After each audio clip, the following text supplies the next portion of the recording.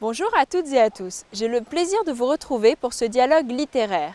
Nous retrouverons dans cette émission Caroline pour sa sélection de coups de cœur en jeunesse. Mais avant cela, retour sur 2 rencontres qui ont eu lieu à la librairie avec Karine Djebel et Mona Ozouf. Nous retrouvons Karine Djebel avec son nouveau roman « Satan était un ange ». François est un homme d'affaires brillant, bon parti, en couple depuis de nombreuses années avec une femme tout aussi remarquable. Jusqu'au jour où son médecin lui annonce qu'il souffre d'une tumeur. Il décide alors de ne plus revenir chez lui et de prendre la route. Il embarque avec lui Paul, un jeune autostoppeur de 20 ans. Retrouvons tout de suite Karine Djebel en compagnie d'Anaïk. Karine Djebel, bonsoir. Bonsoir. Merci infiniment d'être venue à Brest. Vous allez aujourd'hui nous parler de votre tout dernier roman, « Satan était un ange », paru chez Fleuve Éditions. Pouvez-vous nous en toucher quelques mots ? Satan était un ange, c'est l'histoire de François, qui est un avocat d'affaires, donc quelqu'un qui a vraiment réussi sa carrière, un avocat brillant, qui apprend qu'il est en danger de mort. Et sa réaction assez étrange, c'est de monter dans sa voiture et de s'enfuir, sans prévenir sa femme, sans prévenir personne. Il fait nuit, il voit un jeune homme sur le bord de la route qui fait des signes aux voitures pour qu'elles s'arrêtent, et il décide de s'arrêter et de prendre en stop ce jeune homme qui a une vingtaine d'années, qui s'appelle Paul. Et très vite, on voit que Paul également est poursuivi, est en danger, mais on ne sait pas par quoi. Et donc voilà, ils se retrouvent tous les deux dans la même voiture, tous les deux poursuivis par quelque chose, par un danger, c'est-à-dire que la mort plane au-dessus d'eux.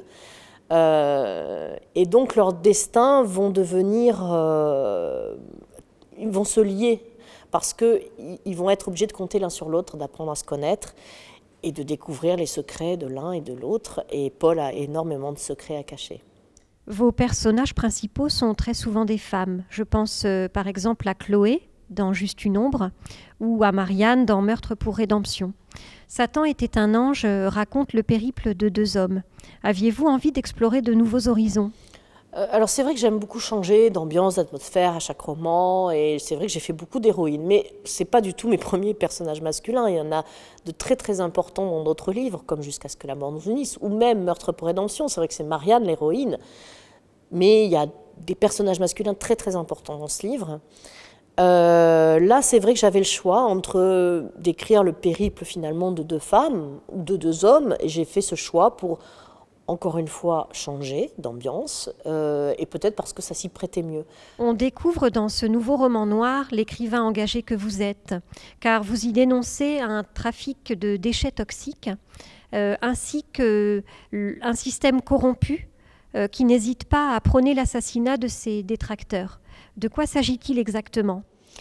Alors c'est vrai que dans ce roman, j'aborde un thème qui est celui du trafic international de déchets toxiques. C'est pas la première fois que je parle de certaines choses dans mes romans. Chien de sang est aussi un roman engagé, Meurtre pour rédemption également, puisqu'il parle de la prison, à ma modeste mesure. Mais il faut, encore une fois, que ça s'intègre très bien dans l'intrigue, etc. On n'est pas là on n'est pas des profs, on n'est pas là pour donner un cours magistral. Mais en tout cas, voilà, c'est important quand on a envie de parler d'un sujet. Si l'intrigue s'y prête, moi je n'hésite pas en tout cas.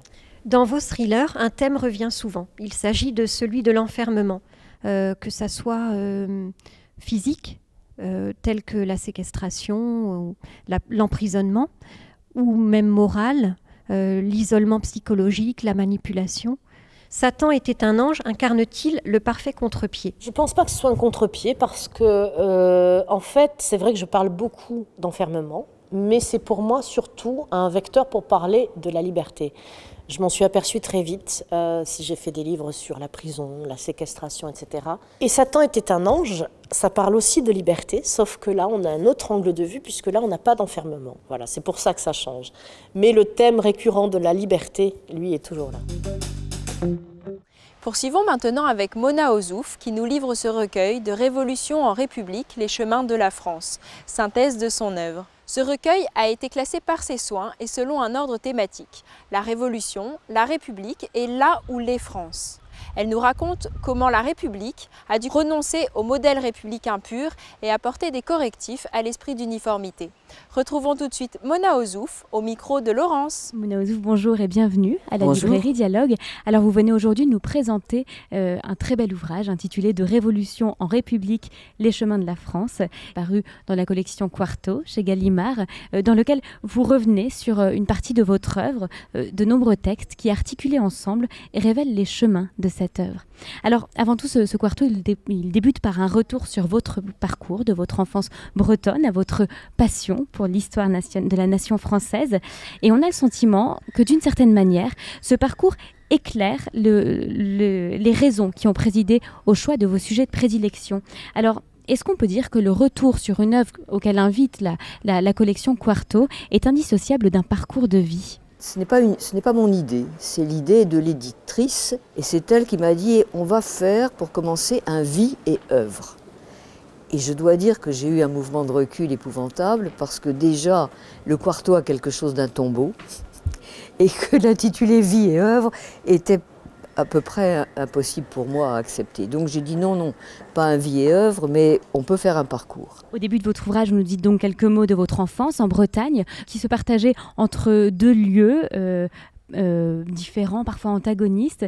Il y avait la maison, qui était le lieu des particularités, et puis de l'autre, l'école, où régnait l'universalité. Alors, est-ce que c'est de cette dualité que sont nées vos curiosités ? Oui, on peut dire ça, parce que la maison était le lieu de la particularité bretonne et d'une particularité affirmée, revendiquée par mon père qui était un militant de la langue bretonne. Et en revanche, en traversant simplement la cour qui séparait le logement de l'institutrice de la classe, je changeais d'univers parce qu'à l'école, ce qu'on m'apprenait était totalement différent et même en effet parfois antinomique. Au fond, je n'ai cessé de m'interroger sur les rapports entre la particularité et l'universel. Et au fond, ça explique les choix de ce livre.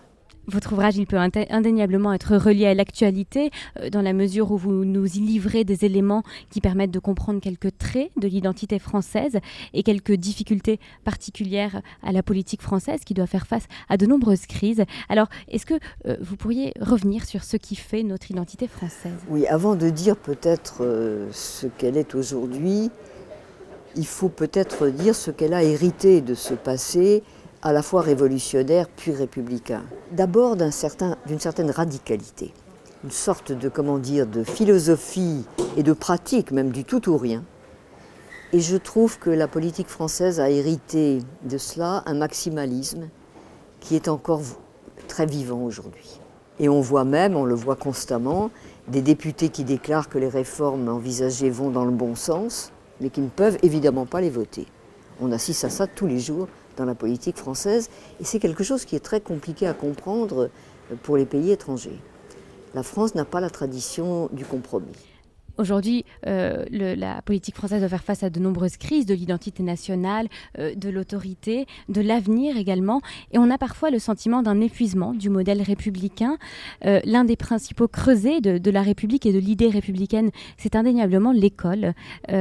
Aujourd'hui, est-ce qu'elle peut encore avoir ce rôle et cette place, selon vous ? Écoutez, elle pourrait l'avoir, j'en suis sûre, parce que je ne crois pas que ça soit totalement épuisé chez les Français, l'idée que dans l'école réside la solution de beaucoup de problèmes. Ce qui est en crise, vous l'avez dit au passage, ou suggéré, c'est là, je crois, que vous touchez au point essentiel, c'est qu'il y a aujourd'hui dans notre pays une crise de l'idée d'avenir, une crise du futur.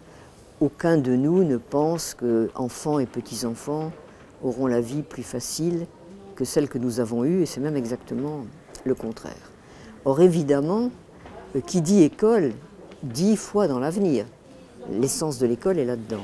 Or quand on ne croit plus à un avenir meilleur, l'école perd énormément de sa capacité de séduction et d'intégration aussi.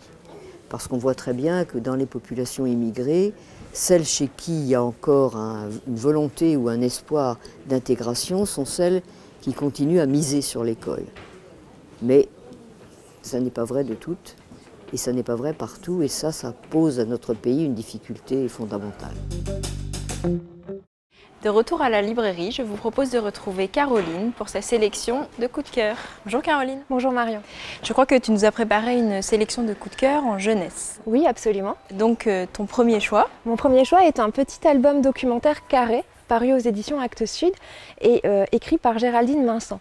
Géraldine Vincent est journaliste, et en plus d'être journaliste, elle est aussi pratiquante du sport qui est l'aïkido. Ce livre intéressera tous les enfants qui sont fans de manga, d'arts martiaux et d'histoire à partir de 10-11 ans, et bien plus que les enfants, toutes les personnes jusqu'à un âge avancé qui s'intéressent aux samouraïs. C'est un livre extrêmement érudit qui raconte plein de petites anecdotes comme l'importance de leur chignon par exemple, et qui reprend, est-ce que par exemple vous savez ce que veut dire samouraï ?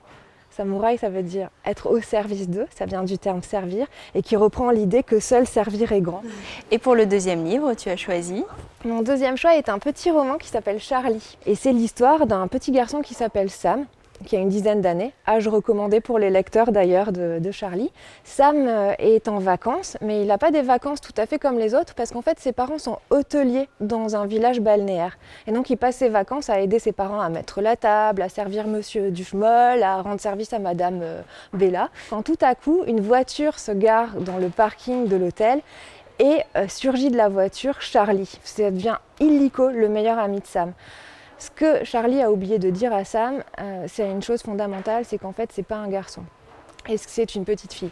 Et donc, c'est un livre qui est recommandable, hautement recommandable à tout le monde, parents, enfants, corps enseignants, surtout dans une époque où la parité et les différences hommes-femmes et garçons-filles sont au programme scolaire d'une part, mais si profondément d'actualité.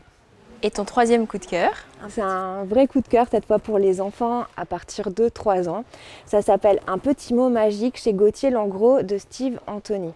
C'est l'histoire d'un panda qui a une boîte à donuts. Il va essayer de partager ses donuts avec ses amis. Il va se promener avec sa boîte et demander à tous « Veux-tu un donut ?» Et les animaux de lui répondre « Donne-moi le rose. » Non, je ne vais pas te donner le rose. « Bon alors, donne-moi le bleu ou le jaune. » Ah non, j'ai changé d'avis, je te donnerai rien du tout. Jusqu'à un moment donné où un animal un peu plus malin et surtout beaucoup plus poli que tous les autres, le lémurien, lui dit « Bonjour, est-ce que je peux avoir un donut ?» Et là, le panda va lui donner un donut tout simplement parce que le lémurien a dit « S'il te plaît, monsieur panda ». Et voilà, un livre drôle, hautement recommandable pour les petits. Et je pense que les parents peuvent dire merci à Steve Anthony. Je te remercie Caroline. Merci. Cette émission Dialogue littéraire s'achève maintenant. Merci de nous avoir suivis et rendez-vous le mois prochain.